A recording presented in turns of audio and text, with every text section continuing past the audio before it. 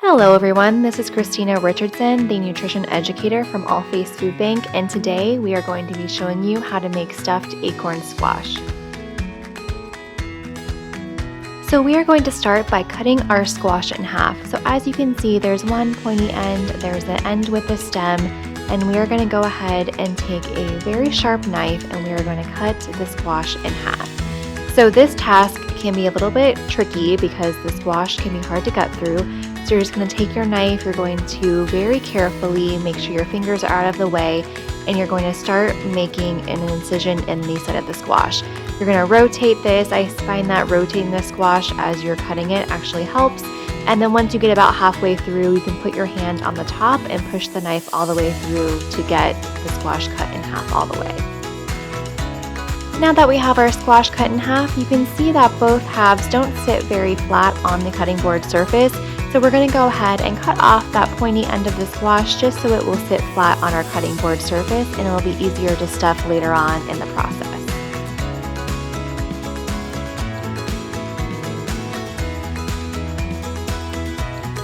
Now we're going to take a spoon and we're going to scoop out all of the seeds that are inside the half of each squash.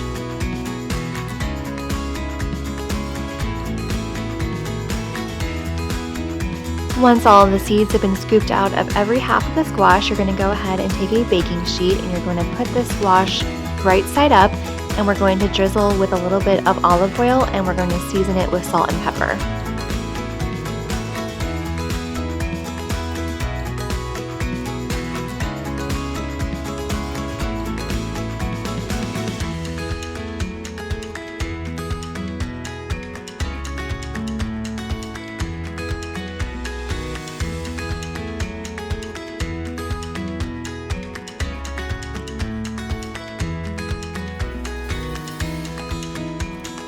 Once your squash is all seasoned, we're going to place them in a 400-degree oven for 40 minutes or until the squash is tender. As the squash is baking in the oven, we're going to go ahead and start putting together the filling. So the first thing we're going to do is chop all of our vegetables. So we're going to chop celery first. So I find it's easiest to chop celery if you cut it long ways, about 2 times down the middle, and then you're going to cut it the opposite direction until you get these nice small pieces of celery. Next, we're going to cut the green apple. I find it easiest just to cut around the core, but if you have an apple core, you can of course use that to core your apple and then cut into slices. Then I'm going to cut one direction, about 1/4 inch slices all the way down the apple, and then I'm going to carefully rotate it and then cut in the opposite direction to get the sized pieces of apple that I would like.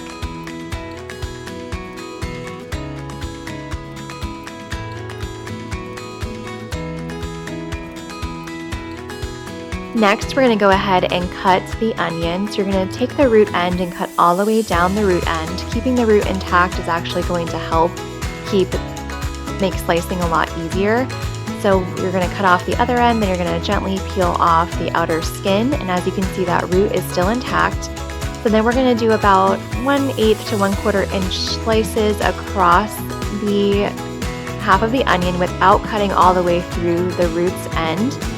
And then once we have that, you see that the slices are nicely stayed together, and then you're going to cut the opposite direction, and that is what is going to make the nice slices of onion.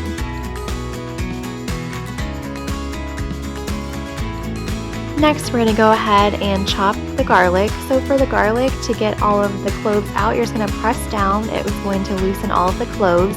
Then we're going to take out 3 that we need to use for this recipe. I find the easiest way to get the skin off of a clove of garlic is to cut off the root end, and then you're just going to place your knife on top, smash it down a couple of times, and as you see, the skin just peels right off of each clove. Once you have that, you're just going to put the tip of your knife on your cutting board and you're going to rock back and forth cutting your garlic. You might need to wipe the knife a couple of times just to put the garlic back in a pile to keep chopping it until you get it to be the size that you would like. Now we're going to go ahead and chop the fresh sage. If you don't have fresh sage, you can of course use dried sage, but I think fresh is nice if you can get it. So you're going to put the leaves right on top of one another, roll them up, and then you're going to slice through them so then they have strips, and you're going to cut across just to make the strips of sage a little bit smaller.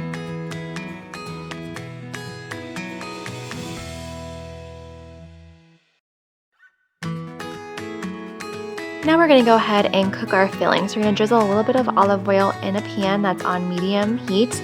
We're going to add in 1 pound of hot Italian sausage. If you don't like things very spicy, you can of course use regular Italian sausage.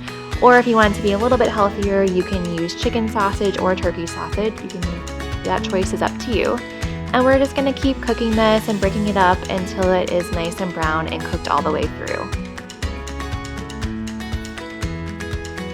Next, we're going to add in our chopped onion, celery, apple, and garlic to the pan, and we're just going to keep cooking this for about 6 to 8 minutes until things start to soften. You want to make sure you're moving all of the ingredients around in the pan frequently so that way the garlic doesn't sit there at the bottom of the pan and start to burn. Once things are cooked a little bit more, we're going to add in chopped sage and half a cup of chicken broth. We're going to stir that around, and then to really make sure that the apples and celery get cooked all the way through, we're going to add in a lid on top, and we're going to cover and cook for about 5 minutes or until everything is softened. The best way that I found to see if the apples and vegetables are actually softened is to just take a piece, cut through it with your wooden spoon, and if you can easily cut through that ingredient with your wooden spoon, then everything is cooked the way that you want it to be for this recipe.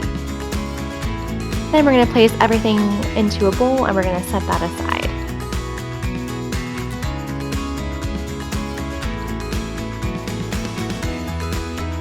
Now that our squash has been cooked and softened in the oven for about 40 minutes, we're going to go ahead and scoop out the inside of each half of squash and add it to the filling that we have already cooked. You want to leave a little bit of squash attached to the skin, that way it will keep its shape for when we want to stuff it back later.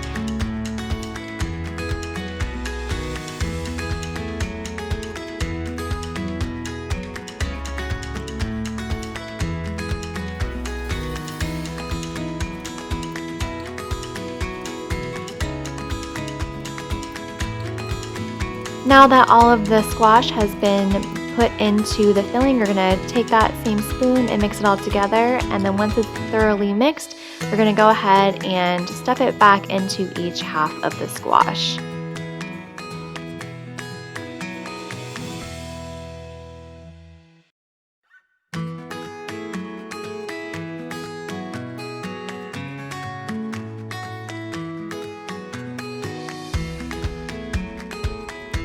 Now I'm going to take some plain panko breadcrumbs and add it to the top of each squash. This is just going to add a nice crispy layer once you bake everything in the oven, and it has a really nice contrast to the nice soft filling of the interior of the squash. So it'll brown easily in the oven. You're going to drizzle a little bit more of olive oil on the top, and then you're going to go ahead and bake this in that same 400-degree oven for about 15 minutes or until the top of the squash are nice and browned.